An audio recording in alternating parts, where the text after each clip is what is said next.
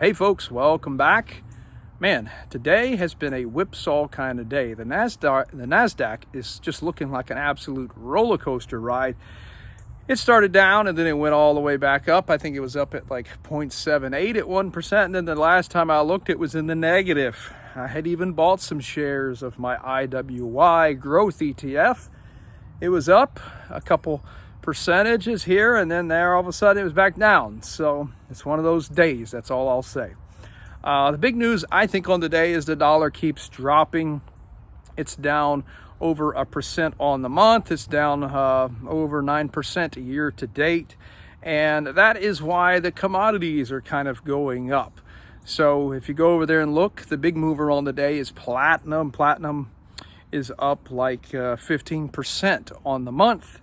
Silver 8.1% on the month. Gold is down on the month just a little bit less than 1%. And then palladium, one that I just started buying a couple months ago, is up 2.82% on the month. Palladium is up 13% year to date, so it's not doing too bad. 3.9% on the week. I'll come back to that maybe in a later video, but not a bad day here. Also, I think partly of what's causing the stock market to have this roller coaster ride is that rates were down in the beginning, but now they've been going up all day. So it's just been one big move up throughout the day. As the day gets longer, the rates keep going up.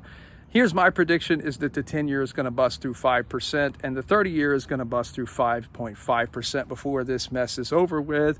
So stay tuned.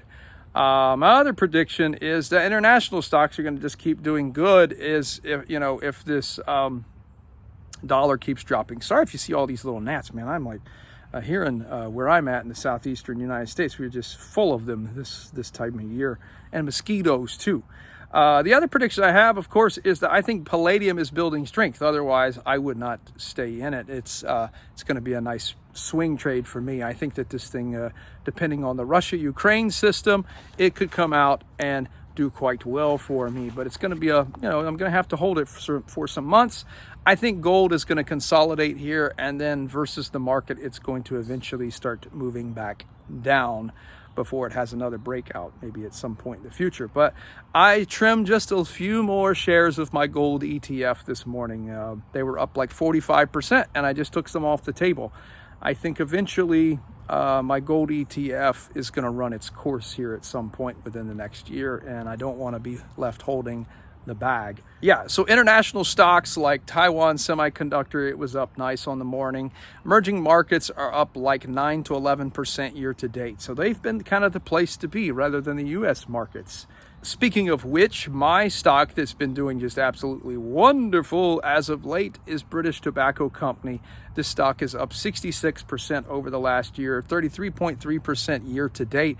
Today it made a new all-time high for the year. 52, not all-time high, new 52-week high. Sorry, we've got a long ways to go before British Tobacco Company will be making any sort of all-time high. I wished it was. I started buying this stock very like February 2023. Those shares are up like 23%, not counting the dividends. So let's see, 23%, and then like a 9% dividend over almost 3 years now. So man, I don't know, over 50% gains in that stock for me. And then I bought a bunch in December 2023. Those shares are up 61%, not counting the dividend. I calculated this morning my total return on BTI has been 47%, counting the dividends. Because, I've been reinvesting shares along the way. Compound annual growth rate, I calculated 13.63%. So this stock's been a winner for me. And what I was just going to say in passing, and I'm going to do a more detailed video on this, is that was simply a contrarian play. I found a stock that I felt like had just been pulverized and that people hated, and I was like, I'm buying it. And it's that same way with palladium. I always like to have a contrary play. And sometimes they work out, sometimes they don't. BTI right now is working out for me. So I don't know if I'd be a buyer here, but I'm going to reinvest shares and so forth. Another big mover on the day that did not help my portfolio at all is Costco. Costco is like 5% or more of my portfolio. It's down 4% on the day due to slowing sales.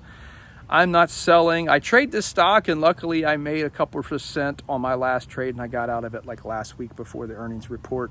The valuation is rich here, way rich, but I'm not selling. I think, it's one of those things. You can't do fundamental analysis on a stock like this because, frankly, people like the stock. People like the store. They like the way that they treat their customers. So Costco is going to be a winner, I think. And if you try to, evaluate this with PE, you're going to be sadly mistaken. You're never going to buy. Even when I bought it, the PE was high. I don't remember what, but it was over 30, that's for sure. Other things I would just say is, man, small and mid cap value just continues to look quite juicy right here for me.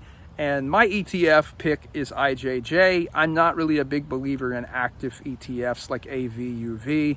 I know that's a big ETF for a lot of people, Bogleheads included, because it has more of the value factor. But problem is that with these value funds, you can get a very large drawdown. And AVUV versus the S&P, it has not been this out of favor since like March of 2020 or maybe February of 2020. So it's headed down, but I'm a buyer here. I think long term this is going to win out. IJJ is like 13% of my equity portfolio. The problem is the risk. These things come with, you could have a drawdown of 50%. So you got to be prepared. Well, not much else more to say on the day. I just want to say that it looks like commodities is the place to be right now. Bitcoin's not having much of a nice day today. Growth stocks seem to be doing quite well. I had some stocks like Clavio and IWI ETF were doing good, but now they've kind of done a roller coaster ride. So we'll just see what's happening from here. I've got an upcoming earnings report in Smuckers, I think, next week that I'm looking forward to. And we'll just kind of go from there. I think that right now you got to protect your portfolio. I think right now is a dangerous time. Pay attention, don't leave your portfolio alone too long. But you guys stay safe out there in the markets. Take care.